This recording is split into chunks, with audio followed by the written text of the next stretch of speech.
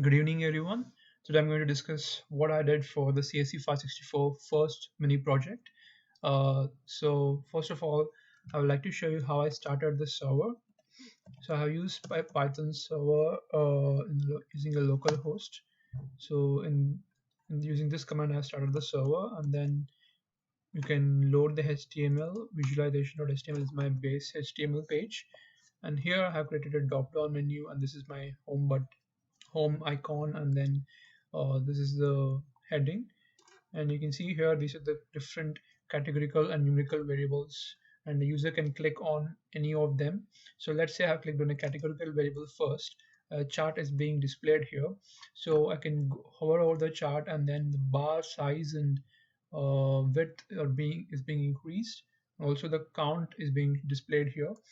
When I click on several other ones, also the same thing is being done. Now let's say if I go to the numerical variable, um, so numerical variable, basically a histogram is displayed rather than a bar chart. Now, for example, if you go over a bar, the frequency and the low and the high of each bar is displayed. So for example, so for this particular bar, the low is 1200 and the high is 1400. So if you go for this particular bar, the low is 2000 and the high is 2200. And the frequency of elements in the bar is 78. The frequency of that means that the number of elements covered by this bar is 78. So now also what you can do is you can increase the bar number of increase or decrease the number of bars. So if you slide to the left when you click down on the mouse, the number of bars is increased. So again, they have all of them have the same functionality. You can hover over them to see the frequency on the low and high range. And if you want to decrease the number of bars, you can uh, click the mouse button down, left mouse button, and then go to the right. So as you can see here, the number of bars are being decreased and increased. Um, Also, now let's go over some of the variables. I have coming to the data set, I have utilized the housing Kaggle's data set. Also, I have fused data from several other pages such as tradingeconomics.com, wherein I have taken data such as consumer sentiment, consumer spending, and gross domestic product, and also population of the area in which the houses were being sold. So housing data set is basically a data set in which we have multiple attributes related to houses and also the sales price of the house sold. So to analyze the how which houses have high prices, I also use this trading data in which to see if the economic sentiment of the data had any effect on the price of the house. And as you can see here, the GDP is one variable which is highly correlated with the sale price, uh, and the and also the consumer sentiment, one of them.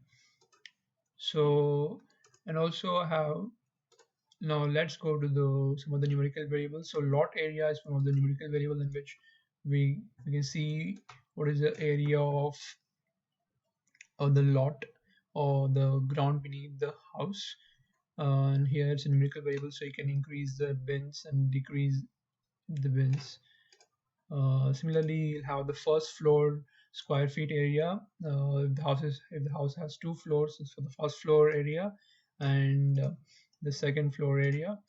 So you can see the area of both the floors, and then you also have the wood deck. If the house has a wood deck surface area, so you can see the distribution of that particular variable, and then you can see if a house is open porch, so you can see the distribution of that variable, and then you can see the distribution of the enclosed porch. Now, some houses can have enclosed porches as well, so you can see that one. And then sales condition is one variable in which tells us how the house was sold.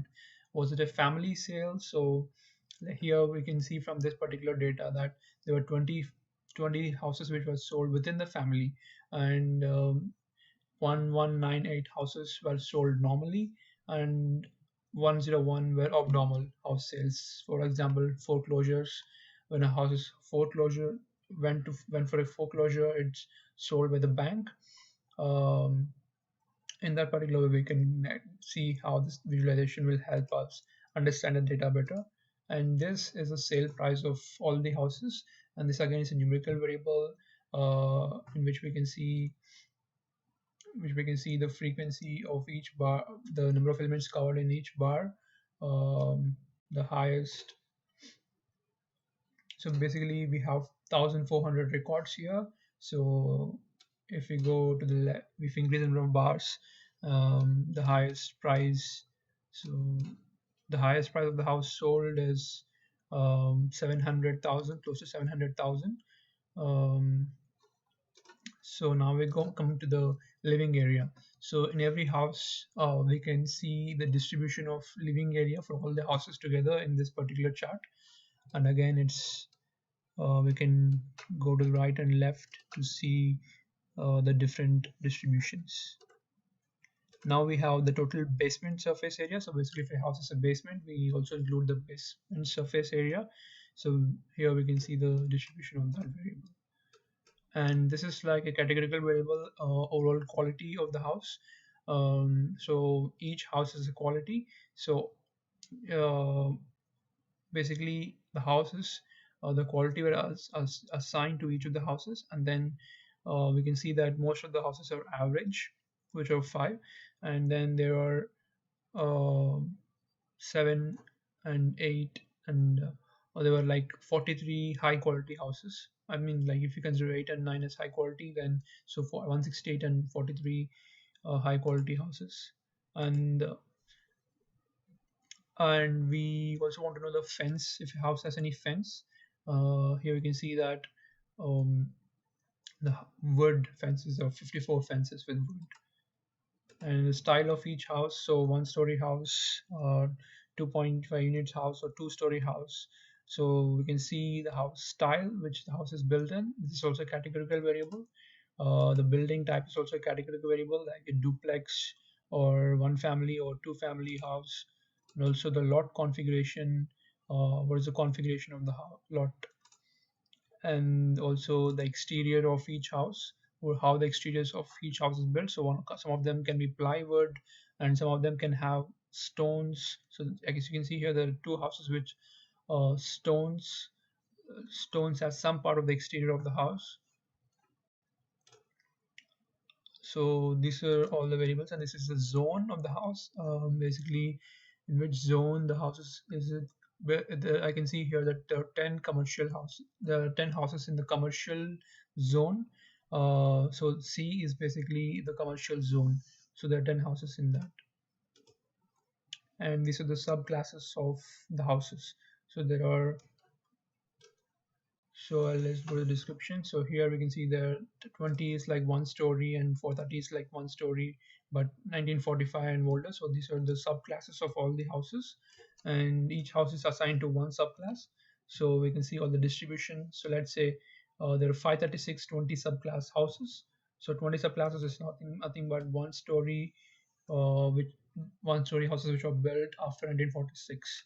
So there are 536 houses as such houses here. Thank you, and this is all. Once again, you can hover all the functionalities required for the assignment are done. Thanks.